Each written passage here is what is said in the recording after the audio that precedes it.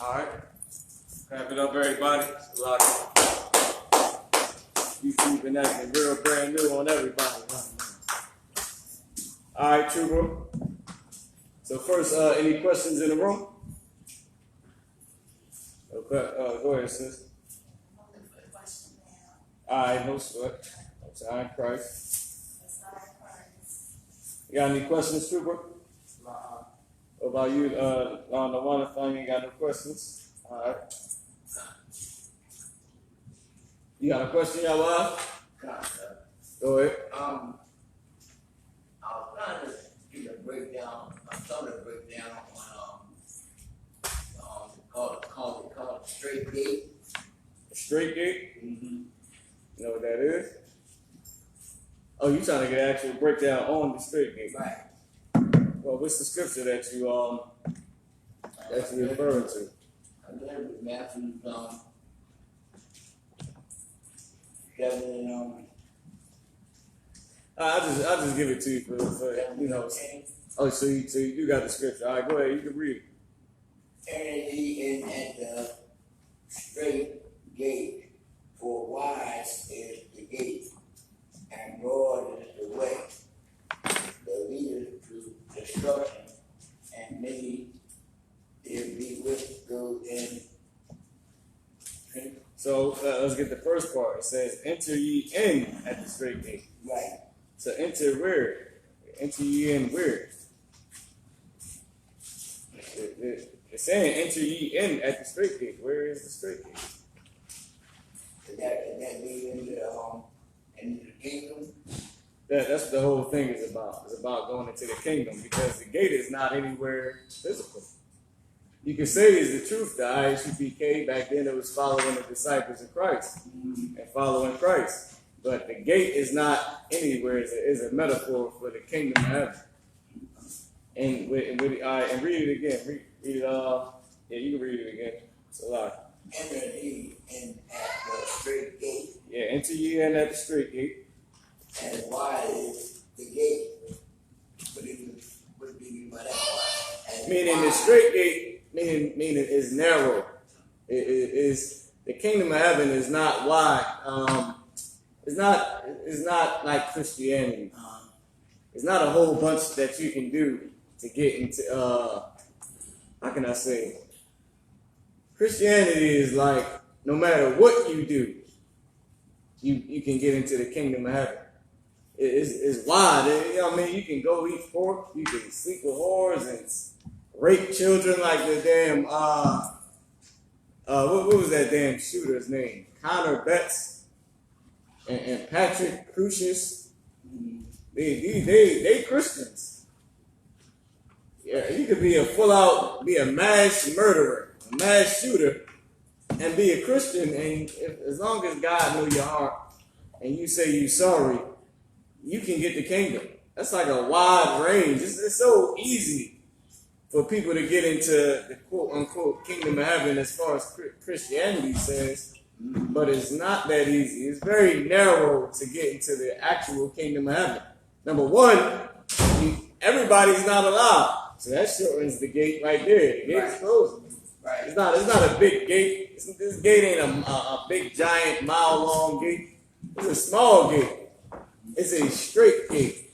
The precept is where it's fire on one side and water on the other side.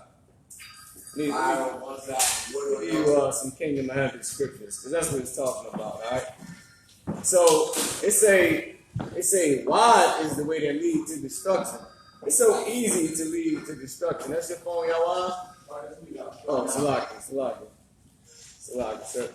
So wide is the way that leads to destruction, which you should catch on to. That is another hint that this gate ain't literal. Because if you got to enter into this gate so you don't get to destruction, then this gate obviously saves you from destruction. So where is the gate that we're going into to be saved from destruction? That's the truth. And we're trying to get to the kingdom of heaven. So what is the whole metaphor?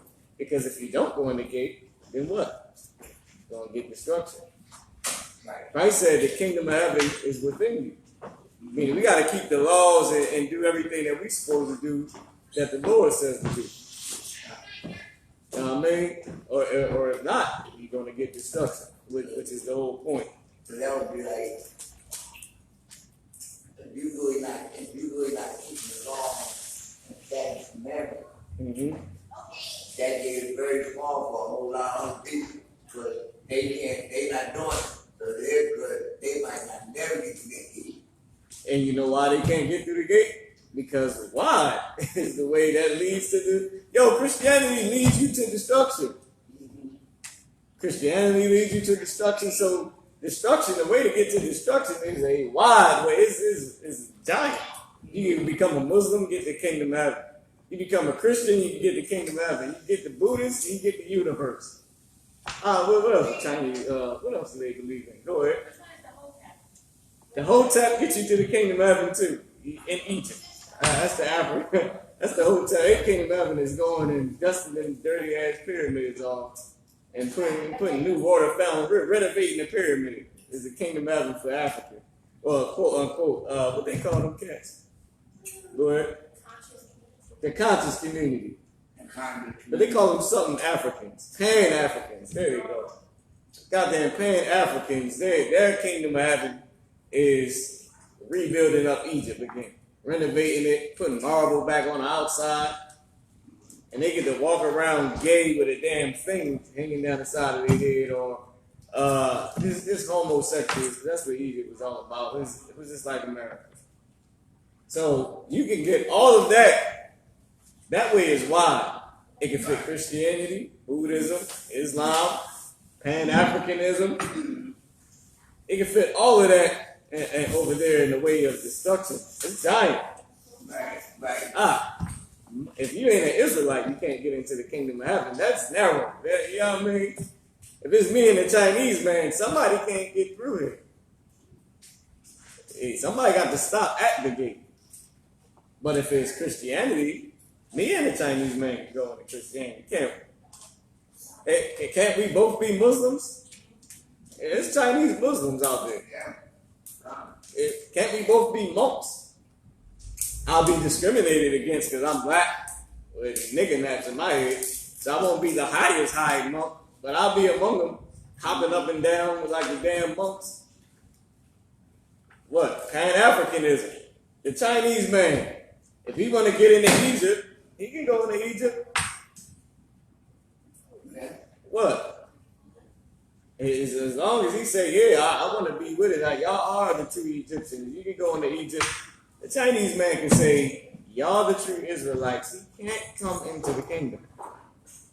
All they can do is serve us from wherever the hell they at. You know what I mean? That's just it. Everybody can't get the kingdom of heaven. Let me give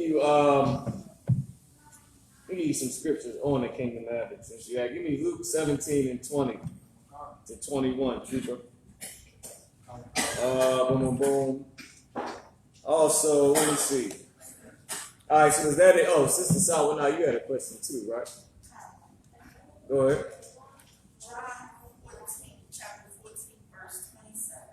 John chapter 14, verse 27. Jonathan, you can give me John chapter 14 and 27, right? So, you got Luke 17 and 20. This is the book of Luke, chapter 17, verse 20. Go ahead. And when he was commanded by the Pharisees, when the kingdom of God should come, he answered them. The Pharisees asked Christ, when is the kingdom of heaven going to come? Go ahead. And you know they were some slime balls. They just asking him for Rabbi.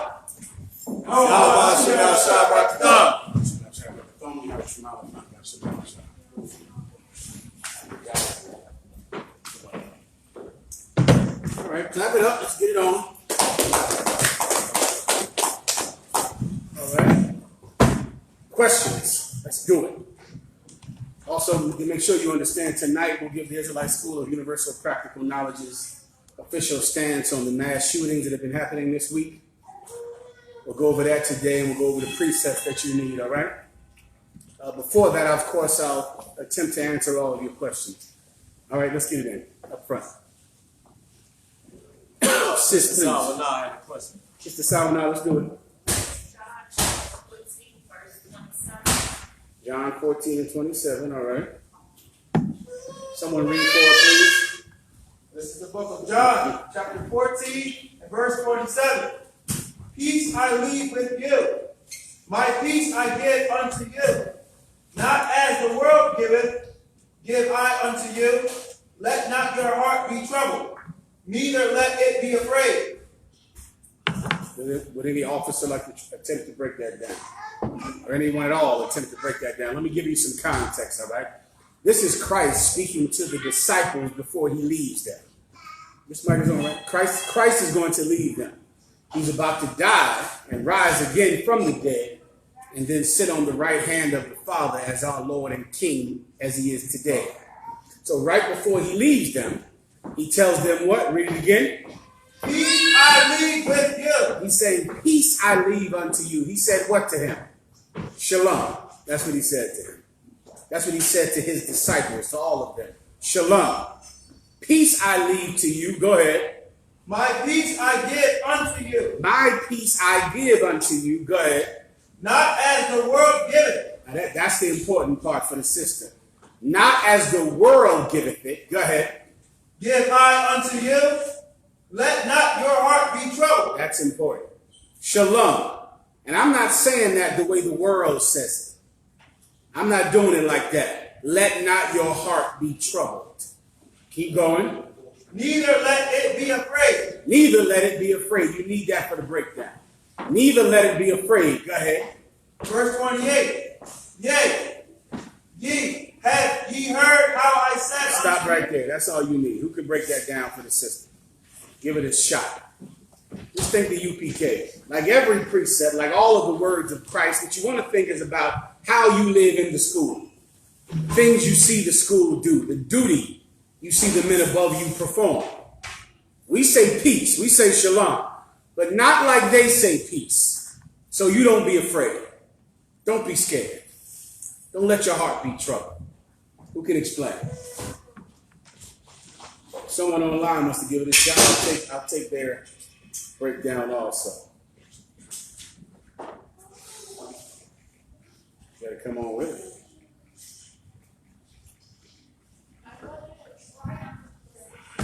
Marah, you want to go? It's like, sir, can you repeat the saying again? Someone else did. Anyone else like to give it a shot? I'll explain it for Sister Sour now, all right? Everyone make sure you study better, all right? Christ is saying peace. Now, when someone in the world says peace, what does that mean when they say it? When they say, oh, peace, my brother, oh, peace, my sister. You hear that all the time, correct? Right? Christ is saying peace, shalom. But what's the difference about when he says it and when people who are not following Christ say it? Sister, you quote. He means it, give her a hand. Now, what does that mean? He means it. What does that mean? Like, what would that look like? He means it. He says peace and he means it. So don't be afraid. So what does that look like? Make that real and tangible. Sister. You're on to it. He, of course, will not hurt you and harm you anyway, but he's leaving. So he won't be there every day, right? So he has no opportunity to harm you. But peace, and he means it. And you don't have to be worried. Your heart doesn't have to be troubled. What does him meaning it look like? What does that mean, officer in the back? He is going to protect you. Give him a hand. Now, is that not Commander General Yahan? Is that not 1 West? We all say, everyone says peace, peace, peace. Everyone says I love you. We say I love you in here. We say peace in here. There's one difference, however. We will actually defend you. We will actually come get you when you're in trouble. General Yohana will actually pay your rent. We will answer the phone and come to your aid. We will take you out of the police car. which we have done, we actually mean it. We actually mean we'll protect you. When you're trying to destroy yourself, we'll protect you. When you want to be a drug addict or a whore, all of a sudden, here we come to protect you. God forbid someone outside the school wants to harm you. Then we become the kind of animal that no one wants to deal with. We mean it. When we say peace, we actually mean it. And that's an important scripture the sister asked about at a time like this. Because for years, black leaders and Latino leaders have been telling their people, their congregation, their constituency, peace. I'm your leader. I'm your politician. I can help you. I'm your reverend. I'm your bishop. I'm your priest. Peace be unto you. Peace be unto you. And they do not mean it, because they will not protect blacks and Hispanics from white supremacy. They will do nothing about their words of peace. They won't extend themselves in any way. They won't put themselves in danger in any way. Meanwhile, our king died for us, and he set up men who are bound by obligation to do the same thing. When we say peace, we mean it. You understand, right? Anything else, sis? The world's peace is all a bunch of talk. How does the world love? Right? Every sister, you know what I'm talking about. If you've had a man in the world, you've heard I love you hell since what, 14? Right? When did you first start hearing, I love you, girl? Girl? You know he's lying. If he say girl, he's lying. I used to love it. I still say it. Huh? Girl? Come on, girl. It just feels Judite.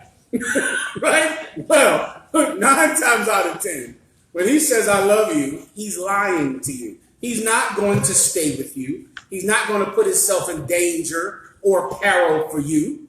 Brother's the same thing. You might meet a woman and she says, I love you. I'll never leave you. And then, of course, she sleeps with your best friend because she doesn't mean it. People in the world don't mean what they say, because when you say I love you or when you say peace, it's empty unless you're willing to put yourself in danger to make it happen. That's UPK. That's what Christ did. And that's what blacks and Hispanics need right now, because they are in absolute danger from the white man, from white supremacy. And they need a leader that will put himself in danger for them, that will protect them. And that's what we provide. That's what we offer here in this school. Sis.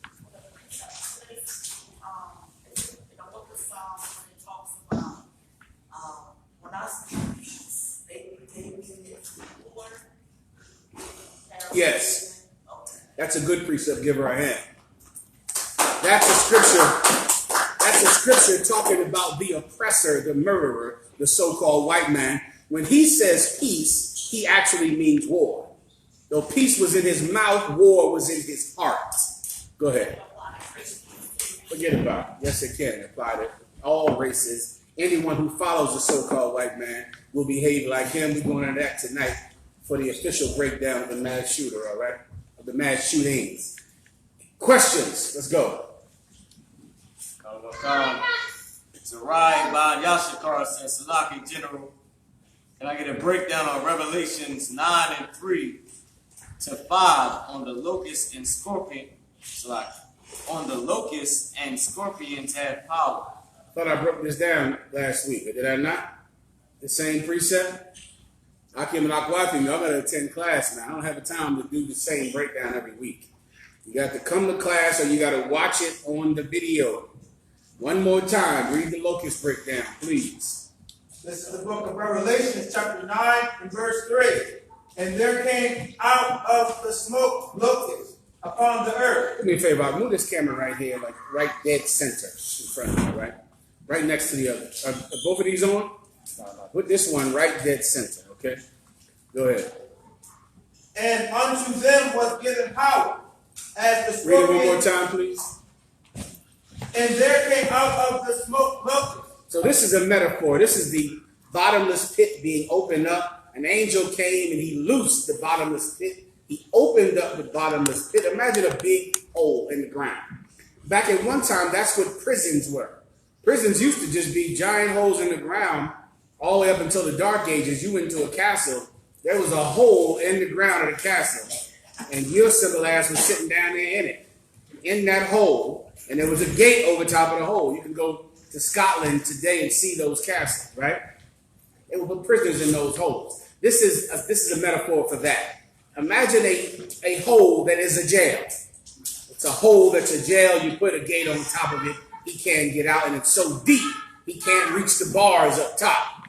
Well, an angel came in this metaphor and opened up the pit, and smoke came out of the pit, and locusts came out of the pit. So that smoke and those locusts represent destruction and war. Whose destruction and war? The destruction and war that fell when the Roman Empire fell, but now is going to be reborn in the form of the Roman Catholic Church, who was going to be reborn again during the time of the Renaissance. That's why they were in the bottomless pit, caged up. The world was safe from their lives, and then they were loosed out again. And that's why the white man called the Renaissance, because that word means rebirth. At the end of the Dark Ages, there was the rebirth. The rebirth of what? The rebirth of white supremacy. The rebirth of the entire world believing that Jesus is white, God is white, everything good and decent in life can only be gotten or had by your association to white people, and you should work your whole life to be nothing like yourself. That was unleashed from that bottomless pit. His lies. Go ahead.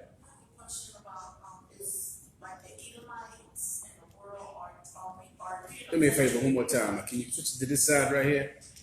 You can't do that. Solid. Go ahead.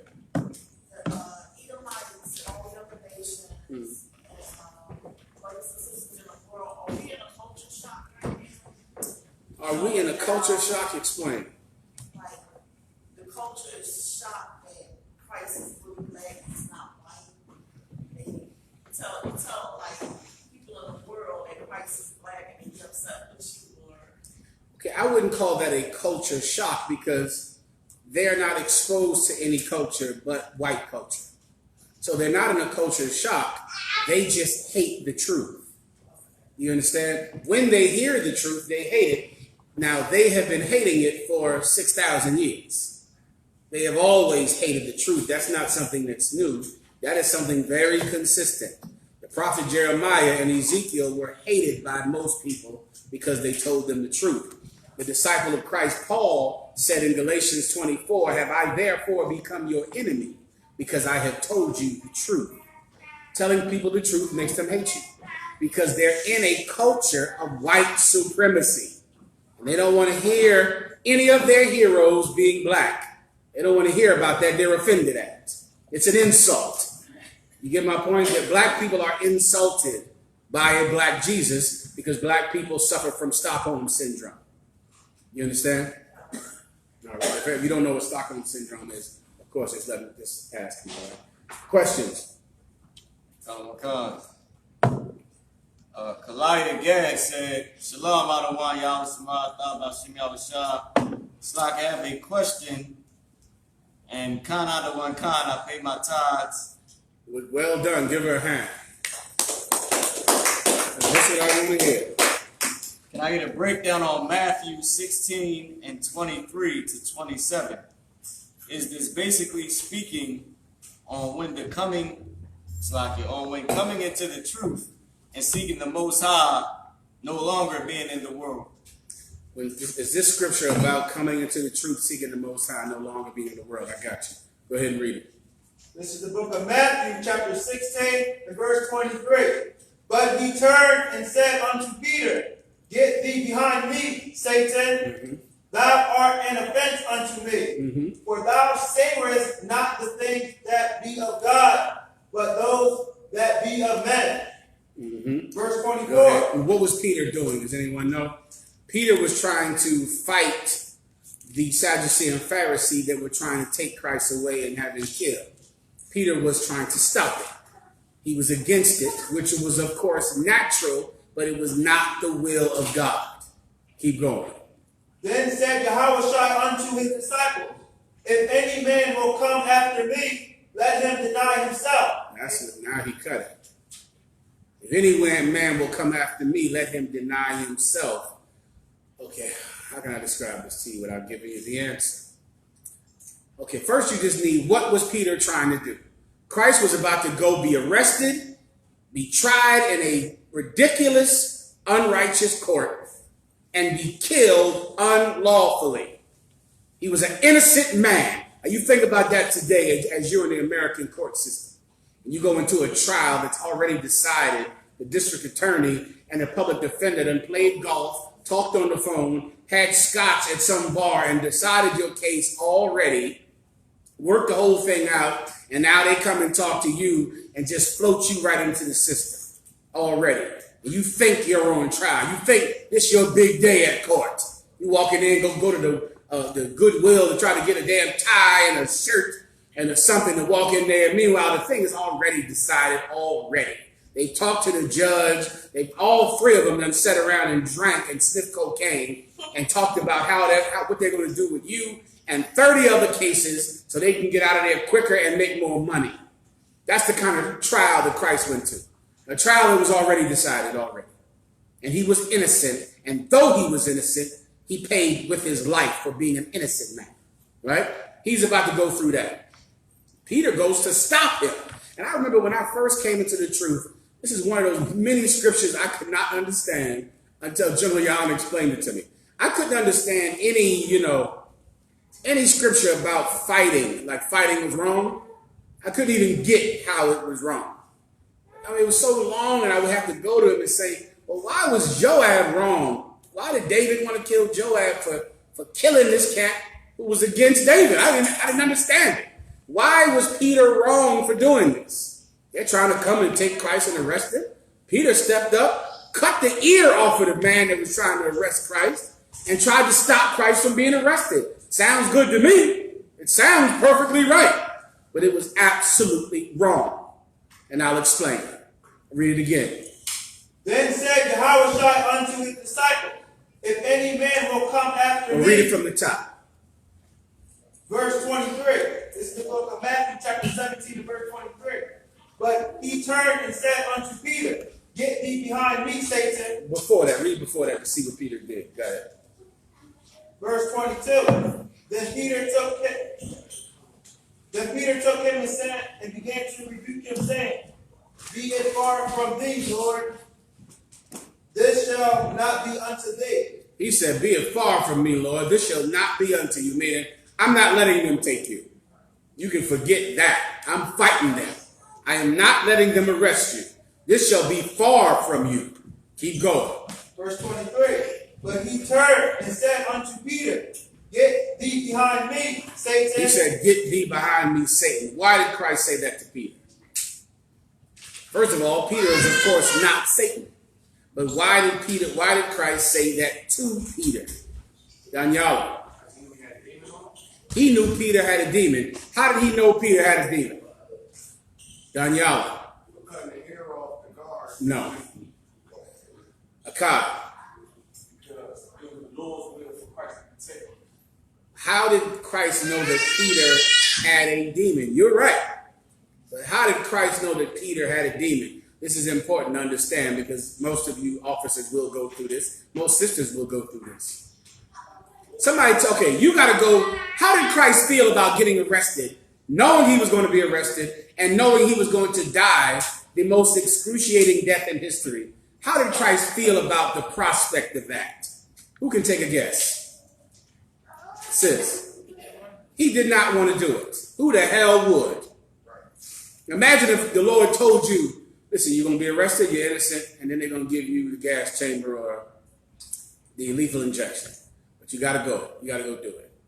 Now, damn, you're going to go do it, but damn, you don't want to go do it. That's terrible.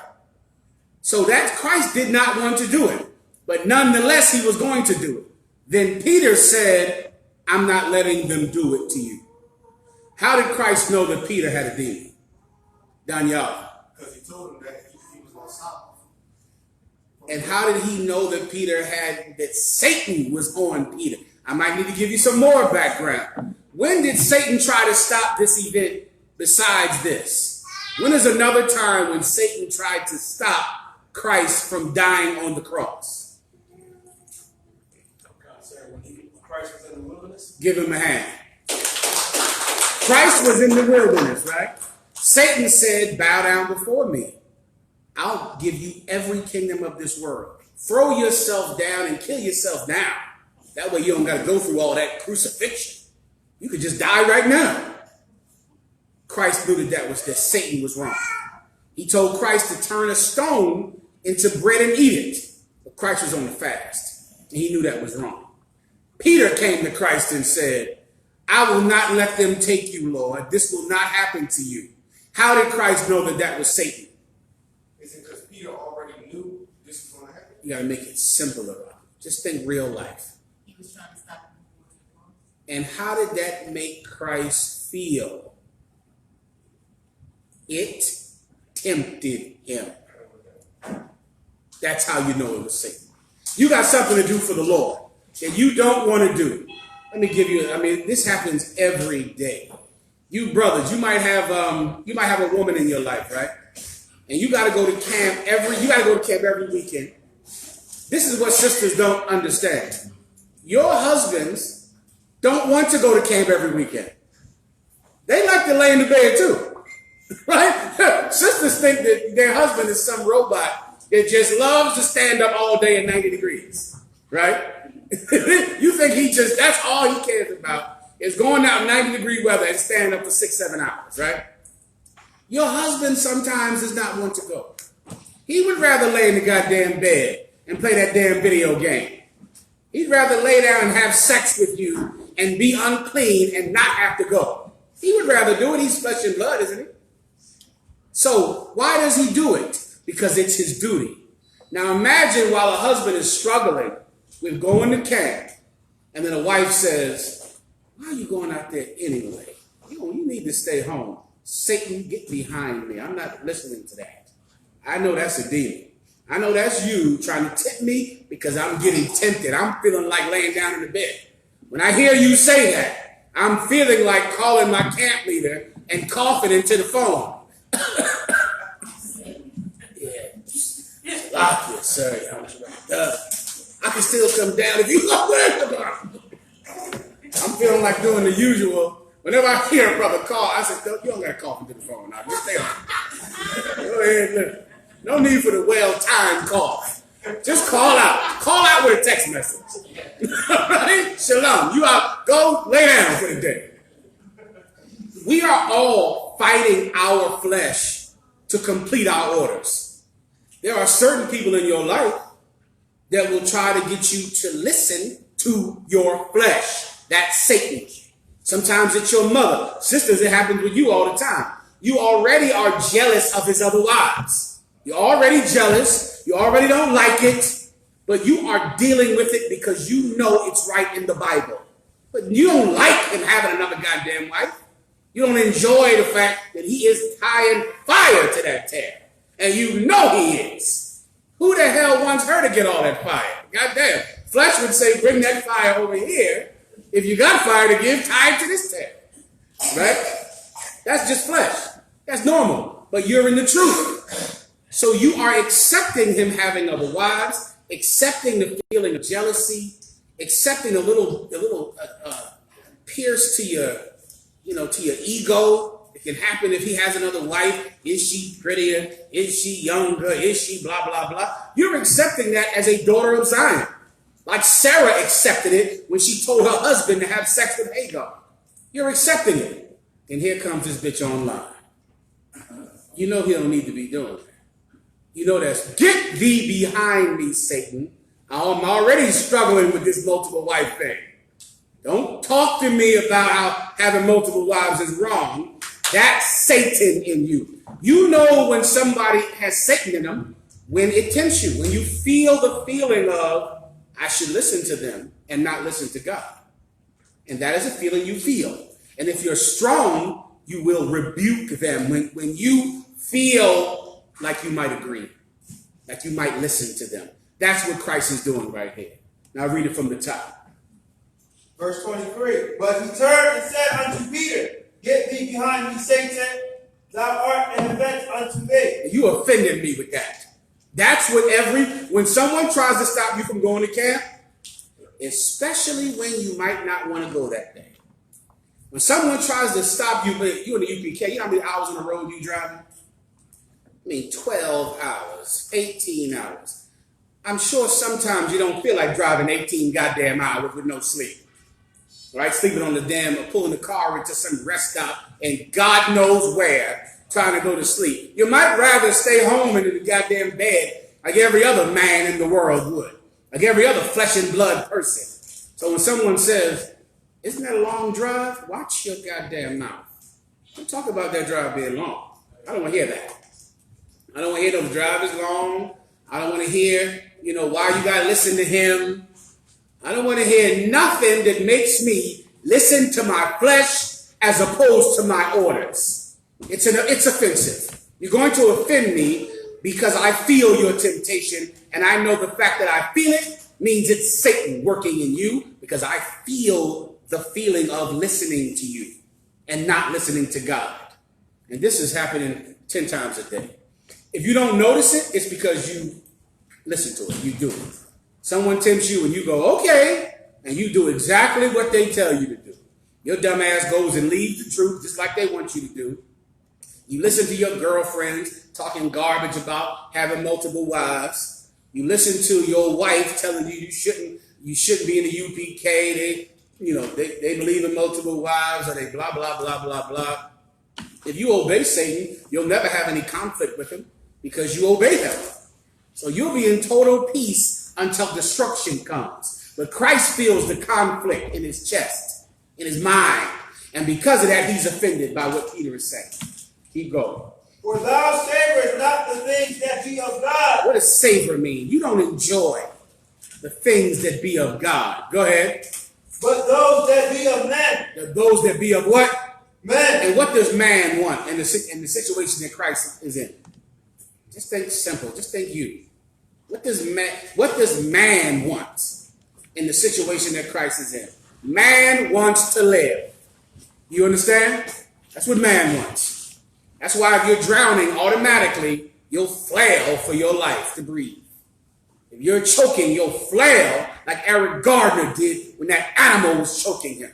Because you want to live. Christ wants to live.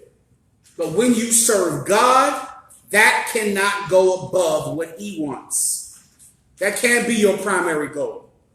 That can't be what's most important to you. You can't savor the things of man more than you savor the things of the Most High. You can't savor your own well-being, your own food, your own wealth. You can't prefer those things to what God wants. And if your leaders in the Black and Hispanic community did that, the white man wouldn't be murdering you in the Walmart if they understood it. But Commanding General Yohana does. Keep going. Verse 24. Then said Yahushua unto his disciples, if any man will come after me, let him deny himself. Then Christ laid it down flat. If you're going to follow me, you're not going to do what you want to do. If you want to follow me, this is me going in here to die, an innocent man. That's who I am. Now, if you're going to follow me, you better be ready to do the same. Because you're not going to be able to be my disciples, and all you care about is getting home to your wife at the end of the day. Is being able to watch your kids growing up. Everyone does. Who doesn't? All flesh wants to see their children every morning and kiss them on the cheek and see them go off to school and say, I love you, Daddy. Who doesn't? Who doesn't? You think everyone in the white man's military sitting in Aleppo or in Iraq or in Syria or in Afghanistan, you don't think they want to see their wives, their children? Now go to them and say, what are you doing in Afghanistan? They'll tell you you're unpatriotic. They're away from their families because they love their country. Well, in the UPK, we are real patriots. Real patriots. Because we do this for the patriarch, for the father. And anyone trying to stop us is of Satan. Keep going. And take up his cross and follow me. If you want to follow me, guess what you're going to have to do? The same thing I did.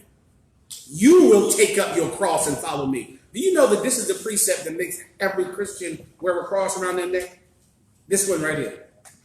If you ever wonder why every Christian wears a cross, it's this scripture.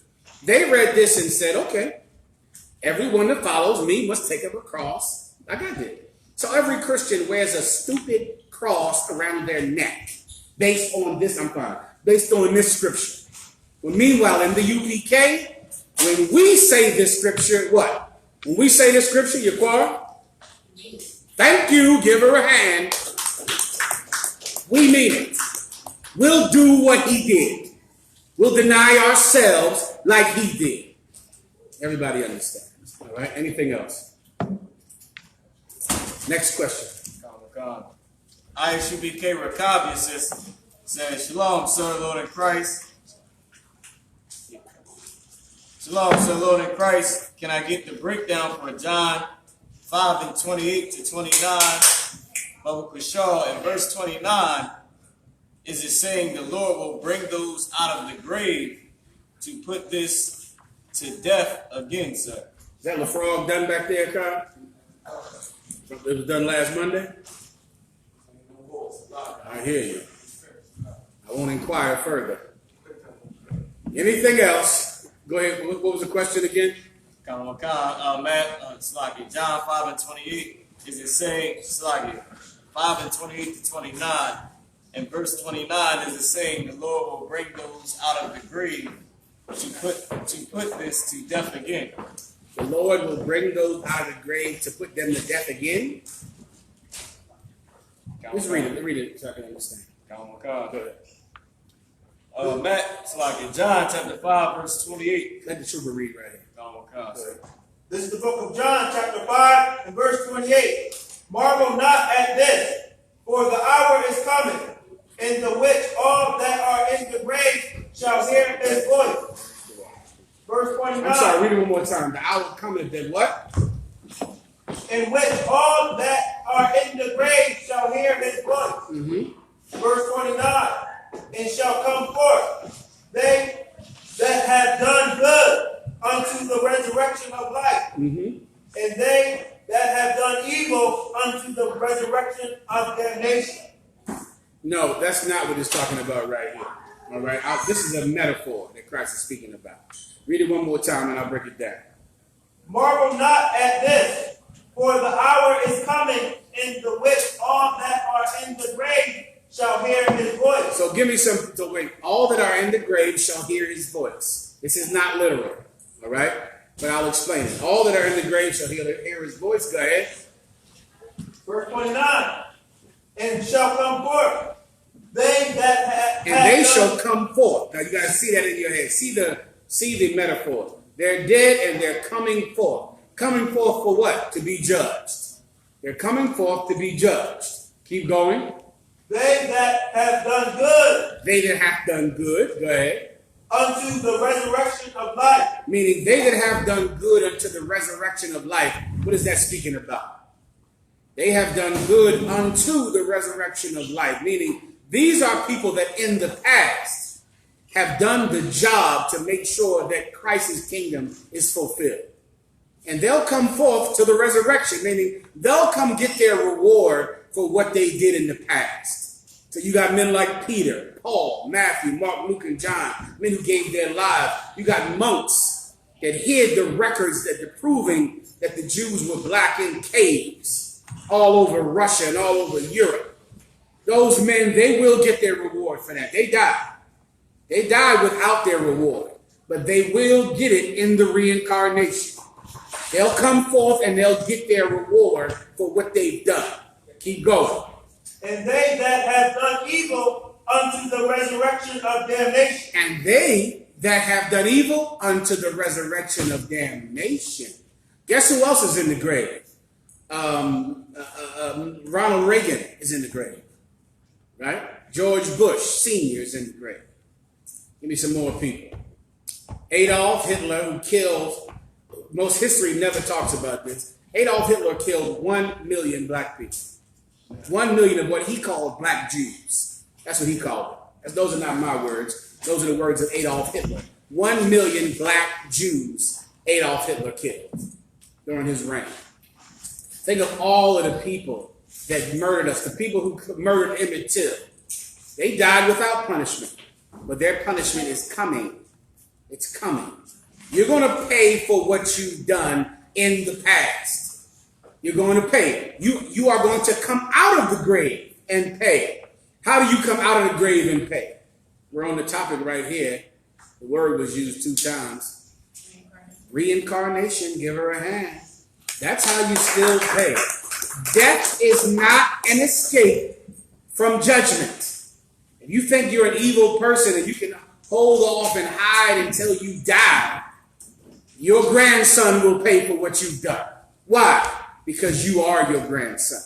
And if you're a righteous man that gave your life 2,000 years ago for Christ and you receive no reward, death will not stop you from getting your reward, because you will come back and your grandson will reap the benefits of what you've done in the past, because you are your grandson. Does everyone understand? Oh, Next question.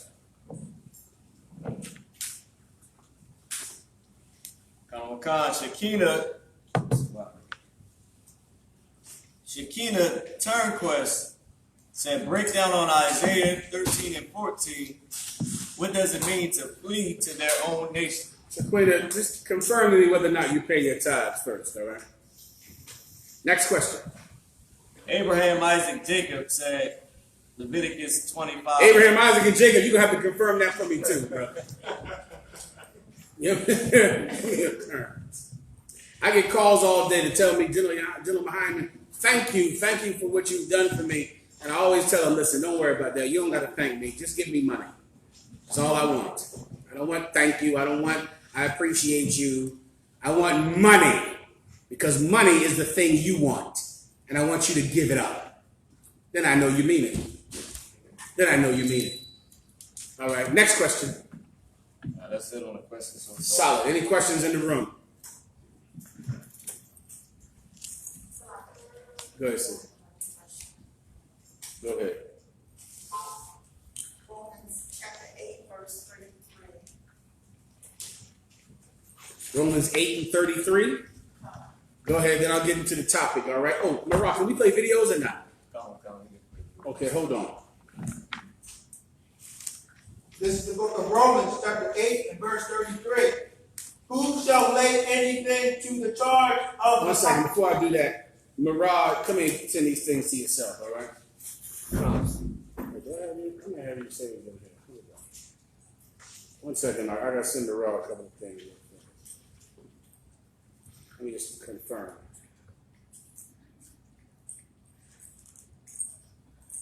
I'm ready to send it to yourself. I don't think I saved it. Okay, you're gonna send those to yourself.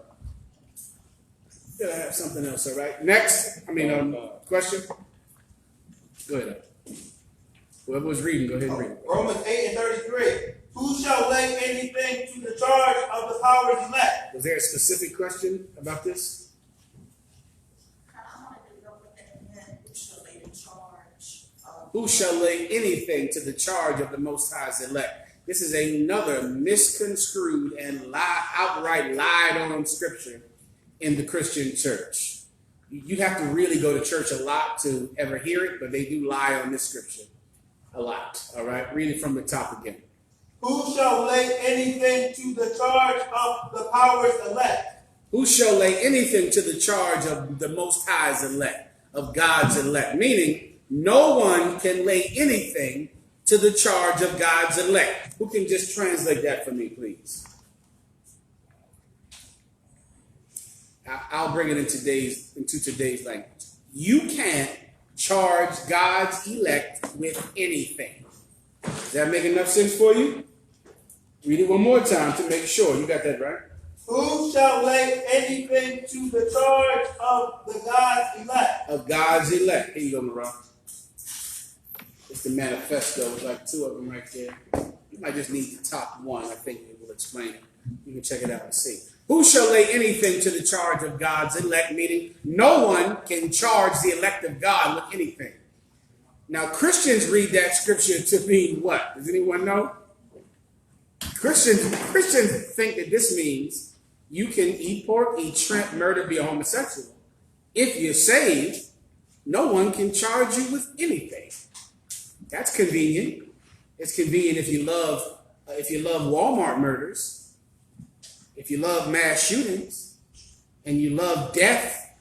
That's convenient, but that's not what it's talking about. That's not, because Christ doesn't love death the way Christians love death. Christ is not in love with dying the way Christians are in love with dying. I will explain to you what it actually means. Who shall lay anything to the charge of God's elect? Keep going. It is the power that justifieth. It is the power that justifies what? God's elect. Who can break it down now before I give you the answer? I gave you that, right? One more. That was a video. Okay, right there. That video right there. And the time stamp that's under it. I don't have time. I'm going to break it down for you, all right? How does God justify you? Right? God justifies you, not man, but God justifies you. Give me some things that would make man justify you. Give me some examples. If you don't want man to ever bring you to court, how can you ensure that man will never try to persecute you? Danielle. What do you mean? Like stealing from him or anything wrong that he can charge you, that he can. So there's no one that steals that doesn't get arrested. You might want to talk to Donald Trump. He done stole everything, lied about everything, worked with the Russians to win an election and to break into the Democrats' emails. He ain't in court. You might want to look at Wall Street, who stole so much money from poor black people during the housing crisis into the billions of dollars. Everyone knows about it. No one got arrested. You might want to look at Ronald Reagan and Oliver North and Poindexter, who engineered the crack epidemic, started out of Los Angeles. No one has ever been to court, and it's common knowledge now that they did it. Common knowledge. So there are plenty of people that steal, murder, and they never get persecuted. They never get charged. Why don't they get charged? Because they're justified by man. You're right. I asked you for how they justified by man. But why does man justify them? For time's sake, I got to give it to you. They're rich. If you don't ever want to go to jail, get rich. Get super rich. You see R. Kelly right now, he's in prison. Who can guess the real reason R. Kelly's in prison? R. Kelly has been molesting girls since I was a young man running around with General Mahayaman. He's been molesting girls. And he's been also doing what to those girls and their families? Paying them off. Paying them off all the time. Michael Jackson was molesting everybody that went to see that monkey or them giraffes. Michael Jackson did not get arrested at all until he would not pay him or could not pay him because of financial difficulties. If you are rich, you don't ever have to go to jail ever. And you can murder. Get a job working for the government. You can murder people. You can murder people. If there was no World War II and World War I, those people that went away to Germany would have just killed people in America. But there was a war, so they could go do their trade, do what they love in Germany. Now, of course, there's not enough people going away to war, so they have to murder in the Walmart because there's no world war to send 20-year-old white boys to. But you need somewhere to send 20-year-old white boys so they can do what is in their bones to do. You send them, put them in the military, you're not getting arrested anymore. You're done. You can just murder and kill. Recently, someone in the Navy SEALs killed a prisoner, stabbed him, and then posed with the body. He got arrested, not guilty. There's a picture with the damn man posing with the body. A picture with him doing it, right? But in the fog of war, and things happen in war, and you never really know what happened, and we got to support our troops. God forbid you don't support the police. You must support them. They have a dangerous job. If you don't ever want to be arrested for murder, become a cop. And then you'll be able to kill people and they won't even indict you. Nothing will happen. That's how you get justified by man. Positions of power, money, and influence. But how does God, what makes God justify you? Simple answer. Come on and give it to me. Yaquar, go ahead. Perfection. Give her a hand. Yes, perfection. God doesn't care about how much money you have or whether or not you're a cop or a United States soldier or you're a politician. He doesn't care about that. He cares about whether or not you did it. God justifies the innocent. That's what he justifies. And the elect, there is no charge that can be brought before the elect because the elect are justified by God. The elect obey God. So there's no way you can say he's a murderer. What charge can you bring before Christ? That's true. None. Christ was perfect. He didn't do anything to deserve what happened to him. You can't say he's a murderer. He incited violence. You can't say that because he didn't. He's innocent. And that is how you are justified by God. God cares about your conduct. God cares about what's really inside of you. The elect will never be, no one can charge them with anything because they don't do anything. Everybody understand that? We don't murder people. We don't shoot up Walmarts.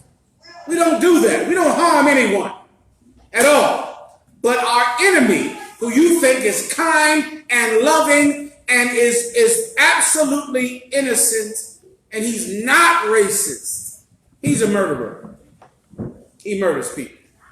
He's justified by man, but he's not justified by God. They murdered Eric Gardner for selling Lucy cigarettes. They arrested that white murderer and then cried about his terrible, terrible mental illness that didn't exist.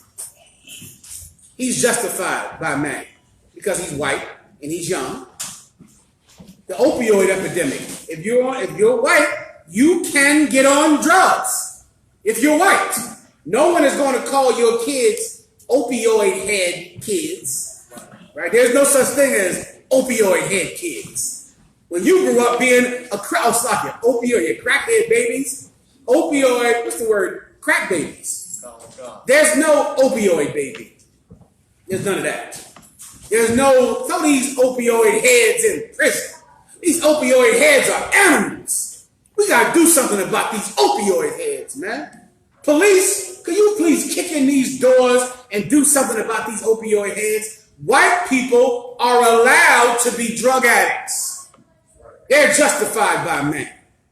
They're going to get to go into a hospital and get all the love in the world. They're justified by man. The only way you can be justified and not be charged as a drug addict if you're the elect, if you're the Israelites, is if you do what when it comes to drugs? You can't do drugs. Now God justifies you because I don't get high. I don't get high. A white boy can have weed in his car and smoke weed. If you're black, the elect, you got to give up weed because the police are going to shoot you in the head over smelling weed in your car. But a white boy, he's going to laugh with the white boy about, how he used to get high when he was in high school and let him go on his way. He's justified by man for smoking weed. The elect have to actually not be drug addicts. Then God justifies you. Does everyone understand? Can I continue with the chaser, please? Questions? Come on with it. Come, sir. The chaser, please. That's all. The what? Go ahead, Shar ISUPK says, Salaki. I just read Shar since Shar ISUPK says, what is the take on women doing bodybuilding? Women doing, you mean lifting weights or something like that? There's no sin if a woman want to go to the gym. Go ahead and get the damn gym. That's what you mean. If you don't want to go to the gym, don't go to the gym. That's what he's talking about. That's all I can tell you. There's no, like every question someone asks you, about whether something is right or wrong, you have to find the law to say it's wrong. There is no law for a woman to lift weights. Now, if you're a married woman, you want to ask your husband if he wants you with giant pecs and traps and, giant biceps. Ask him about that. Okay? Now, if he like them big old biceps and triceps, yeah, that's on y'all. Enjoy. All right? If that's what he's talking about, there's no law against a woman lifting weights. All right, next. Sir. Brandon Wilcox says, Salaki, sir, I pay tithes. What? Give him a hand. Are we in Jacob's trouble? Say again. Are we in Jacob's trouble or no? Let me hear it. Read the precept, please, that he's referring to. HBI. No precept. Give me the precept about Jacob's trouble. I believe it's in the Old Testament. Just look up Jacob's trouble and give it to me. I'll get on. Any more questions, Art? Sir. And I'll go on to my topic if there's no more questions, all right?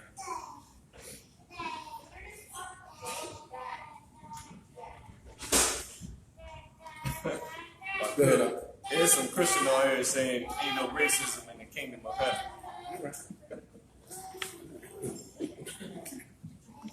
Well, listen, until we get there, we better watch out for these white boys because they're shooting up the Walmart. So if there's no racism in the kingdom, Christian, listen, hallelujah. The problem is there is racism in the Walmart and in the church in South Carolina and at the garlic festival in California. That's why Christians can't protect you, because they don't love you, man. And that's going into my topic, all right? There is only one way to fight the hatred of the so-called white man, and that is with love. And you cannot find love in Christianity.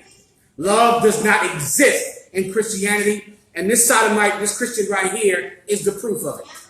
Racism doesn't exist. Can you imagine after all those Hispanics were murdered in that Walmart, he wants to call here and fight One West about white people getting in heaven and about racism in heaven? No problem, Mark. There are a lot of Mexicans, according to your belief, that are in heaven right now. They in heaven. They went to heaven a couple of days ago. And your white president, who's also a Christian, is going to send a lot of people to your heaven.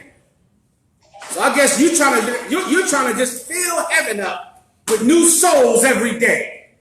You believe these white Christians, you're going to be in heaven tomorrow. You're going to be in heaven tomorrow. Heaven is thick with the innocent who were murdered by the racists on earth. The racists right here today. The UPK will protect you, man. We'll protect you like we always have. We'll protect you. This is a sanctuary. If you follow Christianity, you are the next to die, because your leaders are going to send you before a firing squad, trying to hold hands with the man behind the trigger, trying to hug him and kiss him. Come on, I gotta go. Where are we at right now? Morocco. Someone said the Jacob's trouble. Come on, sir. Who has that? Please, nice and loud. Look at Jeremiah chapter 30 and verse 7. Alas, for the day is great, so that none is like it. It is the time of Jacob's trouble, but he shall be saved out of it. Okay, so the brother is asking, is this the time of Jacob's trouble? Because, of course, this is the worst time that has ever happened. So is this Jacob's trouble? Let me ask you, give me a picture of a black lynching with all of the white people around watching and laughing. This is something that fake Israelite groups always talk about. Fake Israelite groups always turn the news on and go, this is the time of Jacob's trouble, Lord. What we gonna do? You're scared. And you've always been scared. This, you know what this is? This is being black in America. This is being Hispanic in America. And it has always been like this. What are you talking about? When has this not happened? Like, what happened today that's different? The difference is, because we're so close to the end, more of you are awake than you ever were. And that's why UPK, there has never been a time in history when what we teach can be made so clear to the people that would not otherwise believe us. Right now, you have blacks and Hispanics being murdered by white people. Brother, you better take hold of right now. Right now, if there are talk shows, internet blogs, where you can get on and teach, get on them. Get on everything.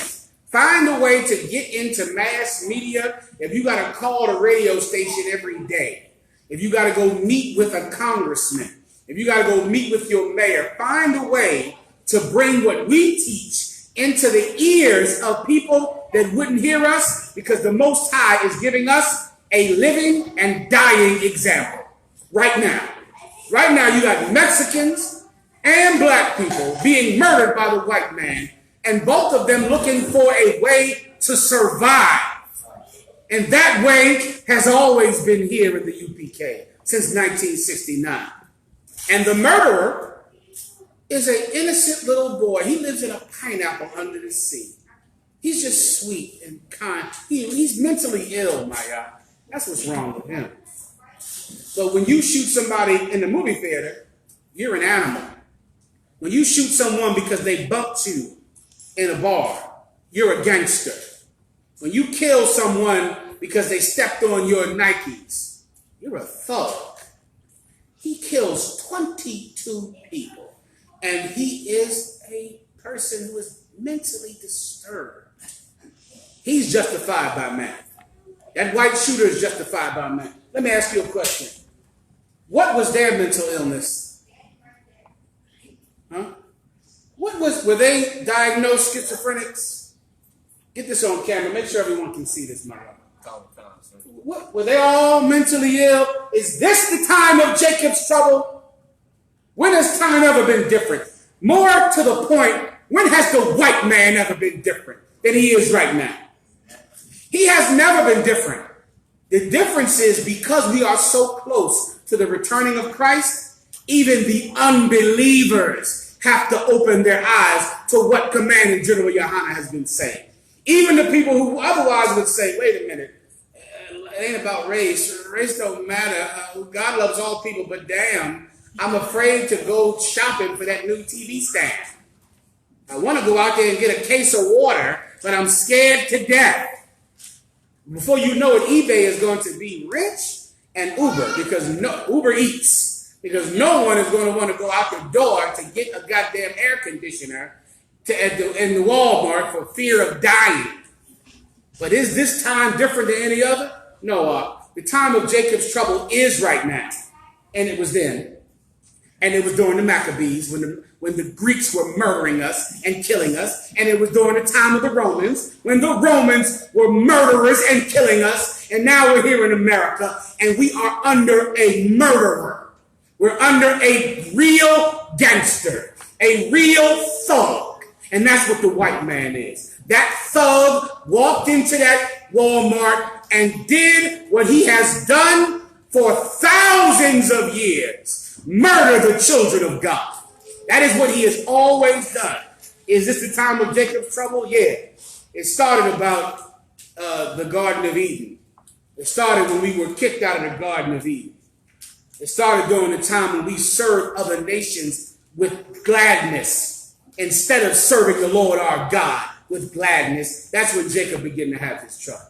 Everybody understand? The problem is, during Jacob's trouble, you went to church. That's what you did. You sung. Imagine what you sung through. If you're a Christian right now and listening, call in or text in and let me know what it was like to sing during all of these murders. To go to church, like that faggot that called, I don't know if he's homosexual. I don't mean to call him that, but he's definitely in the world. And he's definitely lost. The one that asked about racism in heaven. Today, that massacre that happened with those Mexicans in California, was it the Walmart or was it California? Well, both of them Mexicans, right? It was California, the Garlic Festival. And the other one happened in Walmart. That is the largest number of Mexicans that has ever been killed in U.S. history. Now, who in the hell is surprised that happened while Donald Trump is president? What Christian leader is sitting there with a tambourine and did nothing to prepare his congregation? This was obviously going to happen. During the terms of Donald Trump's presidency, more Mexicans have been killed in a mass shooting than in history, and only Christians are shot. You think the UPK is surprised? This was obviously going to happen. If you were in the truth, you would have been safe. General Yohana is opening an umbrella for all of us to get under and get out of the rain. Or you can get wet. That's up to you. Some of you just can't stop, and you just refuse to be safe. So you will get wet. But you don't have to.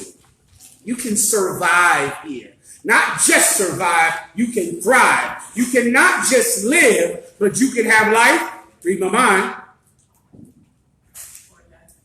You can have life.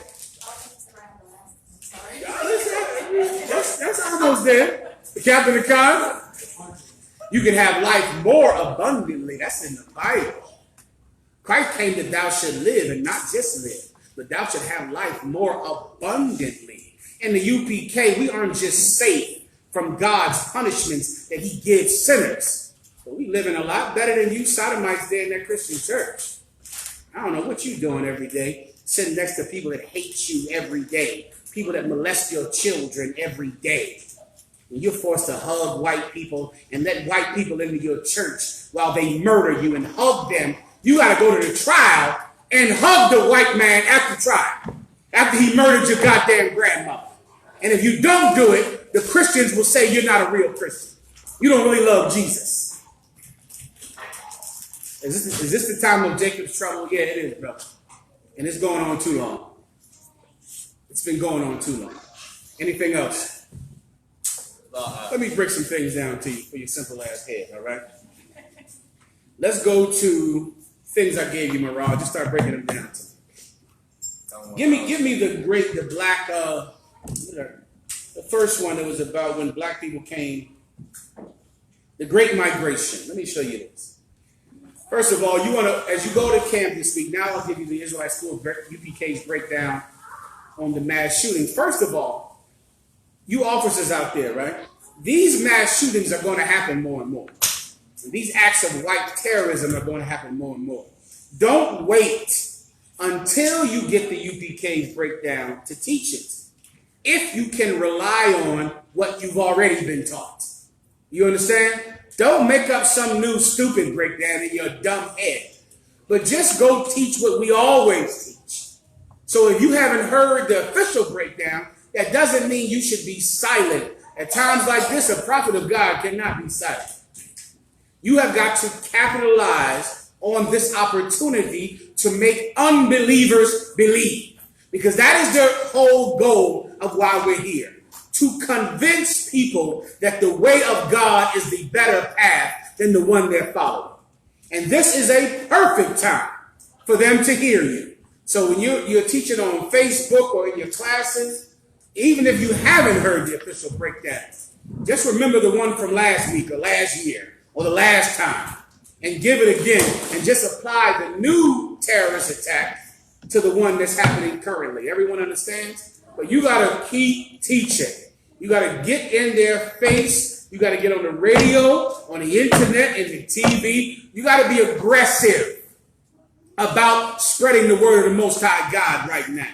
Because this, I have never, in my short time in the truth, I've never seen a time when what we say has truly come to life.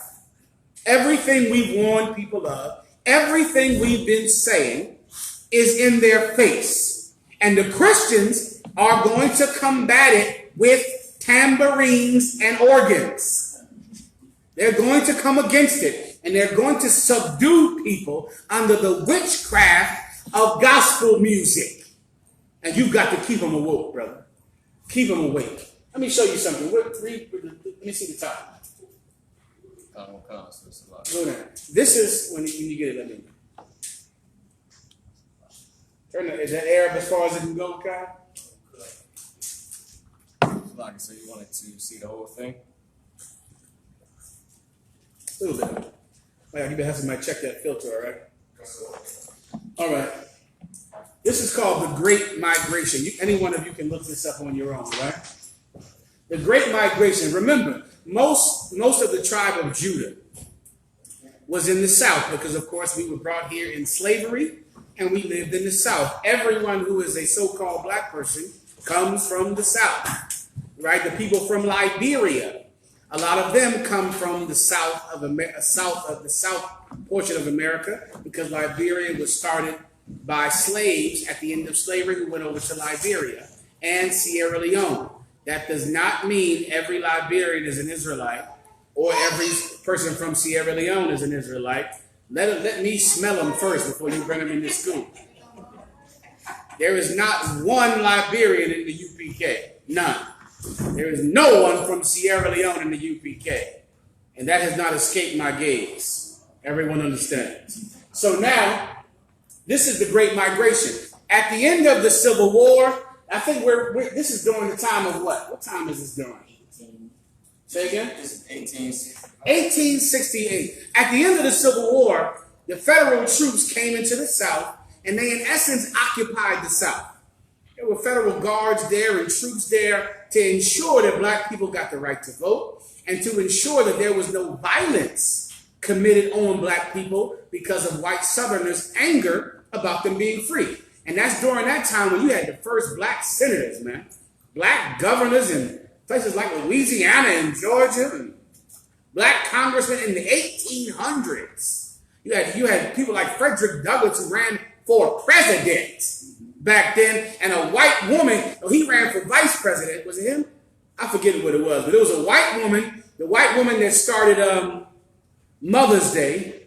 Him, Frederick Douglass, and her were on the same presidential ticket because the Union soldiers, the federal soldiers, were protecting them.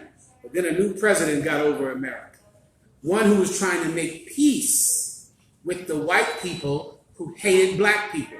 He wanted their votes. To get their votes, he removed the federal soldiers from the South, and that's when the Jim Crow era began. Jim Crow was a white minstrel who put blackface on and acted like a Negro, dancing and singing. It was a book, and then later a play. And Jim Crow laws began to be laws that made sure that black people were kept down and were oppressed in the South. That's also during the time that we were lynched and murdered and castrated. Go look it up, in the South. They would cut your penis off and your scrotum and sit it in the window of a store for everyone to come by and see. That's with these lynchings that we have on the walls of the schools in the UPK. A lot of those came from that time, right? Okay. What was the result of that? What was the result of black people being slaughtered, of black people being the victims of white terrorism in the South? This is what happened. Go ahead. Racially motivated murders per decade from 1865 to 1965. From 1865 to 1965. Go ahead. The primary factors for migration among Southern African Americans were segregation, an increase in the spread of racist ideology. An increase. At that time, what began to happen? Racist ideology. And there's only one real racist, and that's white people. No one else is racist. You are an idiot to call the UPK racist while Donald Trump is in the White House, right, and this white boy just murdered everyone in the goddamn Walmart that he could kill. But yet, to call us racist is ridiculous. The ISUPK is an answer to white racism. We are a solution to the racism of the so-called white man that he has been committing on us for thousands of years. White ideology, racist ideology began to, once the federal troops left, now they start having what back then? Who knows what they were having back then? Rallies. Boy, oh boy, the Klan rally. If you're old enough, you heard about those rallies, the same rallies Donald Trump is having right now. Right. They begin to have those rallies. But they in there, yeah, they fired up in there. They angry at this. And the federal government doing this and taking away this and trying to do this. And those rallies begin to scare the hell out of black people. because they knew what was coming. Now Donald Trump is having those same rallies. Keep going. Widespread lynching. Nearly 3,500 African Americans were lynched between 1882 and 1968. Good Lord. 3,500 lynched. 3,500. Is that the time of Jacob's trouble? Oh, yeah, it is. Is today the time of Jacob's trouble? Oh, yeah, it is. Has the white man been the devil since he came out of his mother's goddamn womb? Oh, yeah, he has. Keep going. And lack of social and economic opportunities in the South. What else was going on down there? They were starving us. We couldn't get jobs. We couldn't get equal pay. They formed trade unions. So white people, you had to be in the union to get the job. It wasn't because you were black. No. They weren't racist. The only reason you didn't get the job is because you weren't in the union. Guess what? The union is white. Everyone in the goddamn union is white. So here you are, a skilled tradesman, but you can't find a job. Is it because you're black? Of course not.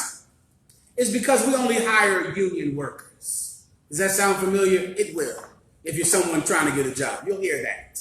You'll hear that. They were frozen out of economic opportunities. They didn't have their own businesses.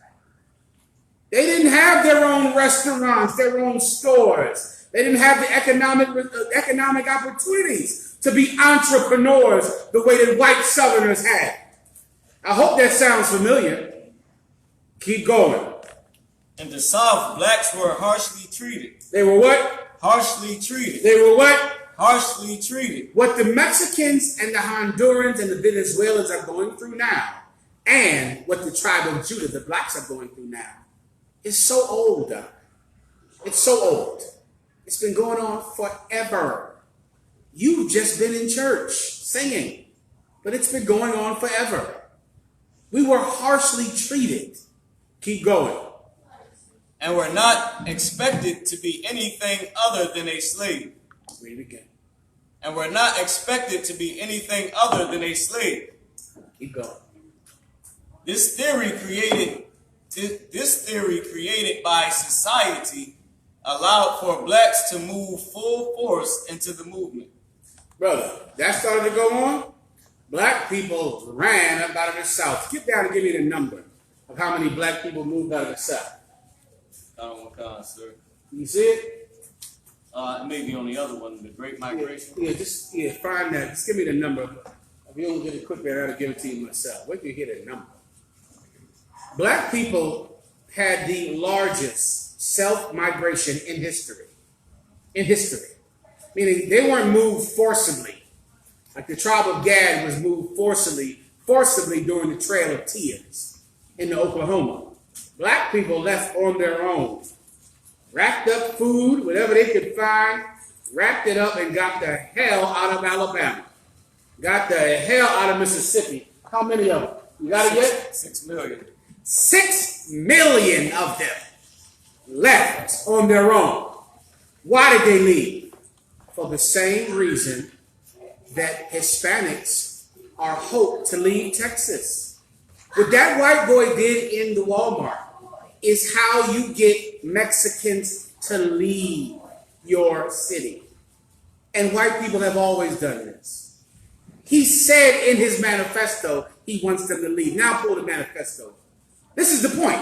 The point is for him to do something that has always worked. This works. This is also what happened during what time in the Bible? When the northern kingdom was taken over by the Assyrian Empire. And they went into the northern kingdom and they committed atrocities on them. And they removed them from their land. And they replaced them with other nations. They're hoping that the Mexicans will leave. They're hoping the Mexicans will do what the Negroes did in the South. Move in mass out of Texas. So that nice SpongeBob SquarePants, innocent white boys who are only on drugs because they're sick and only murder because they have problems at home will move into those places where those Mexicans live. And brother, it has worked in the past. It's worked. That's how you got in Philadelphia. That's why you're here in New York. That's why you're in Chicago. That's why you're in Jersey. That's why you're in California and Los Angeles. You're there because they murdered so many of you. You were running for your life out of Mississippi. And that white boy and the people who think just like him are hoping the Mexicans will leave the Southwest. And don't tell me it isn't happening, because it already has happened many, many times. What you got? I got the manifesto. I just got the picture up there, but I got the actual one that Go you ahead, said read it. right here, because I can see it. Read it for everyone. Mahayaman. Give me, because thou hast not hated murder. Give me that. You want me to start all the way at the top and to the bottom? Whatever you think is pertinent, all right?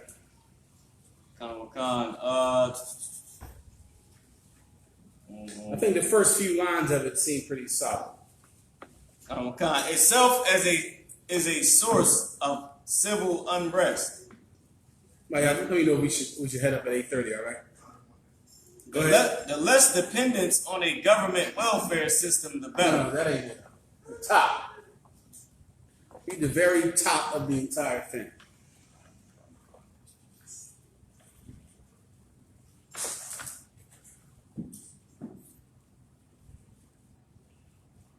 The first one.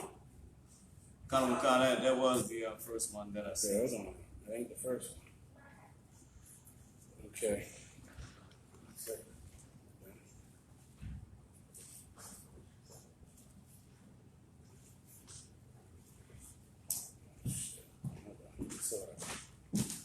There we go. You got this one. Is this it? The inconvenient truth about me. You got that one? That's the heading. Sir, I don't have anything. All right, read this. It was above the one I showed you. Then. This is the manifesto of the that murderer that killed all those brothers and sisters out, man. All right. Go ahead. The inconvenient truth about me. In general, I support the Christchurch shooter as and his manifesto. In general, this is him speaking. In general, I support the Christchurch shooter. Who is the Christchurch shooter? The Christchurch shooter is that murderer over there in, what was that? New Zealand or something? I forget where it was. New Zealand or something. This white boy went in and killed all of these, I believe, Arabs in New Zealand. Killed a ton of them. Now, here's what most people don't know. In his manifesto, he said, I do this in the support of Dylan Ruth, who killed those black people in that church in South Carolina. So, in essence, once one of them kills black people or Hispanics, it inspires another one to do the same. So the first one that happened in this chain is Dylan Ruth, when he murdered those 9 brothers and sisters in that church in South Carolina. A church that was established by a black man who was going to begin a large slave revolt in that church in South Carolina. And because of that, Dylan Ruth picked that church to murder 9 people who accepted him with open arms and brotherhood, who brought him in and gave him hospitality, and he murdered them. They took a snake into their bosom, and he murdered them. Once that happened, all the way over in New Zealand, this white boy heard about it, and he said, you know what? I'm tired of these Arabs in New Zealand too. I feel threatened by them.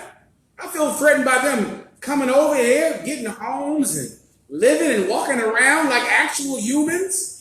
I feel what Dylan Ruth felt. And he went and slaughtered all of these Arabs in Christchurch, New Zealand, or whatever the hell it was. Now this guy, he cited the Christchurch murder. Do you understand? The whole thing started with the inspirational act that Dylan Ruth did in South Carolina that inspired the Christchurch murders, which inspired the murders in that Walmart, and this is the manifesto of the man that did it. When I say manifesto, that just means his reason for doing it, his motivation for doing it. All right, he wants to manifest it to you, to explain to you why he did what he did. Keep going. This attack is a response to the Hispanic invasion of Texas. To the Hispanic what? Invasion of Texas. To the Hispanic what? Invasion of Texas. Now, if you can, who can be fast and show me Donald Trump saying that the Mexicans are invading America? Pull it up on, can you find it real fast? Take this off and just have my phone. Those words come directly from Donald Trump. That's what he said. He said it's an invasion. They are in these caravans of South Americans. They are invading us. Donald Trump said that, and this murderer went and acted on Donald Trump's desire. He went out and made Donald Trump's desire live by murdering Mexicans, by murdering Hispanics. It should be called, they are invading. Look for invade. You got that, you put that in there, right? I think, go back up. It's a rally. He's having a rally when he says it. This could be it. It could be it right there. Try that one. Skip down. President is being watched very closely in Latin America. Mexico is the US's biggest trading partner, and it was rattled by the billionaire's extraordinary win. In Mexico City, there was... You gotta find it where he's saying it in the goddamn rally where he said it. Skip that. Oh, God. You'll find it later, all right? That's what Donald Trump said. He said those words, and this murderer went out and killed people, completing and fulfilling Donald Trump's will.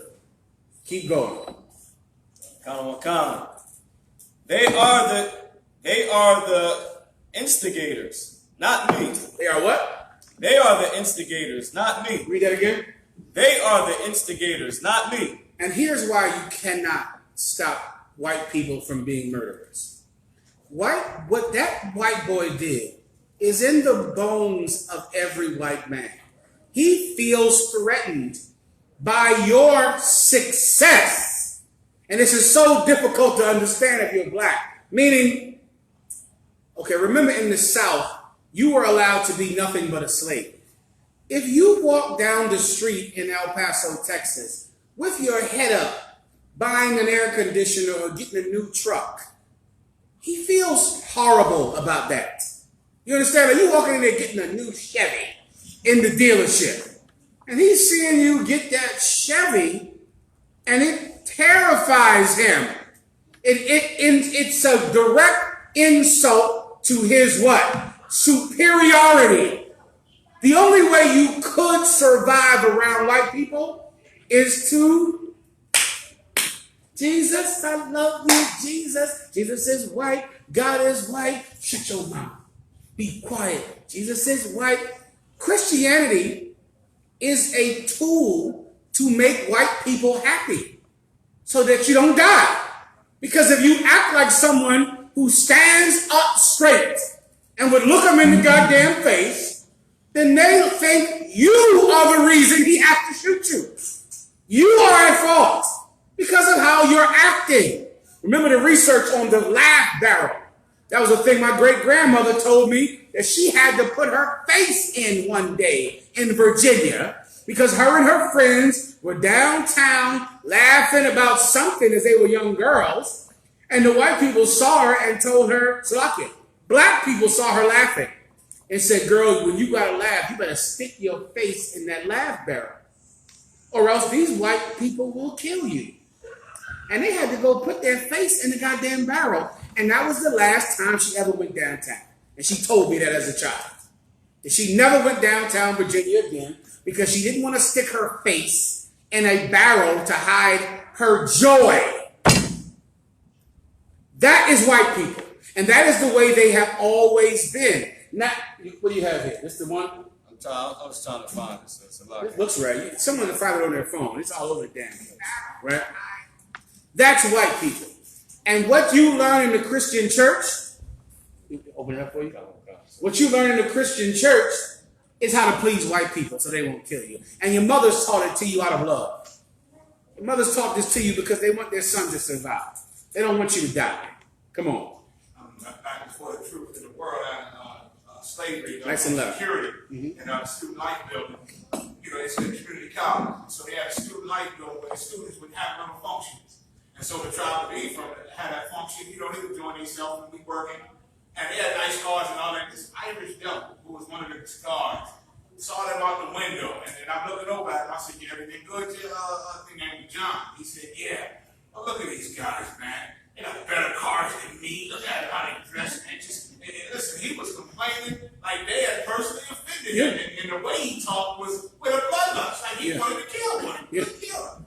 You know what I'm Listen, saying? what General Mayak is saying is so true. And this is something that your preachers won't tell you. Your preacher every day is saying Jesus is white, God is white, and in the kingdom of heaven, one day you'll meet a white man who will bless you. Now, we as black people, we hear this all the time. And because of it, we have low self-esteem. Because God is white, Jesus is white, and the kingdom of heaven is this place where white deities will bless poor black people. Because of that, we have low self-esteem. But what do white people have because of that? They have an overly inflated sense of self-esteem. It's powerful in them. They look like God and Jesus and Superman and Batman and everyone that your son wants to be. And when your daughter colors her hair blonde and makes her eyes blue, and when she straightens her hair, his daughter is born like that. That gives them a sense of self-esteem that you can't really understand. It's like hard to get, feeling absolutely superior to everything on earth. People try to tell white people about killing the dolphins and killing the whales. He don't give a damn about no whale. He's white. The whales should die. The turtles should die. The ozone layer should fade away. All the fish should have mercury. The air should be smoke because he's white and everything should serve him. The same Christianity that made you hate yourself made him love himself to a murderous extent. I pray you understand. Keep going. Any more morale? What you got? Let's drop that. Let me give you my precepts, all right? Oh, give me the rally. You got the video I gave you? Now, let me explain to you also now the solutions. Your politicians and your reverends and your bishops, they'll say, come on, quicker. Tom check 836. Mayak? John, I just got it. Do it or not? Yes. Okay. They'll say that it's gun control. If gun control happens, of course, white people will keep their guns and black legal gun owners will go to jail, right? Oh, God, I had to bring out something about this water that they threw in these damn white. This is the last one. I don't have time for my precepts. I'll give them on Thursday, right? I'll do the water thing on Thursday also, all right? That's one that is goddamn ridiculous when those cops got doused with water. That was the worst thing that ever happened in history. With that, pass the class over to Police Officer Dunn, y'all.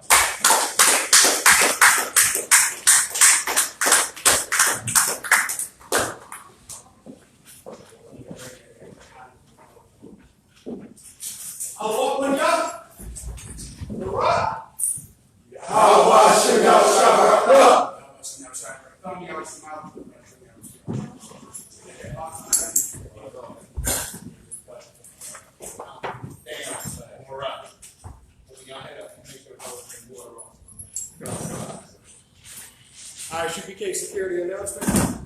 We at ISUPK started out at 1 West, 125th Street, Harlem, New York. Rule for new brother or sister. When a new brother or sister comes into the school, they are off limits for 6 months. They are to be saluted only. They are here to share themselves with the world. If they need transportation, the teacher will arrange it. After 6 months, if a brother or sister has an interest in a particular person, he or she must get permission from the head to speak to a brother or sister. There's another 6 months in which the brother and sister will court each other. After this 6 month period, the brother and sister will get permission from the head to marry. Tithe, which is a commandment. Numbers chapter 18, verse 21. Malachi chapter 3, verse 8 to 10. Means 10 in Hebrew. My Ashraf, 10% of every penny of any increase the Lord give you.